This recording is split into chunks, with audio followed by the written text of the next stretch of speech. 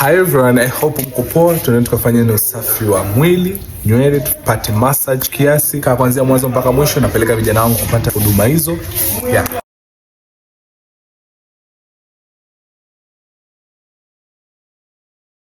Tushaingia Sky Grey Beauty Salon. Ilitoka Waterfalls. Baada ya kutoka kule tulikuwa tunajisikia ndivyo sivyo, so tukasema kwa tukapate massage kidogo, tujitengeneze nywele. Wala hapo wazangu wote tayari walikuwa wanahudumiwa vizuri kabisa, yani mambo ni moto. Nikabidi pedicure kwanza kidogo na mshikaji wangu hapo. Wana huduma za kusuka, kunyoa pamoja na kutengeneza pedicure, manicure, massage, paka rangi kwa kina dada. Kisha unakuja zako hapo unapata huduma yako vizuri kabisa, na ukiwa unatoka mwambie George's Kitchen ameniagiza kuja hapa. Jamani, wako very affordable. Nawapenda sana, natakia siku njema, bye.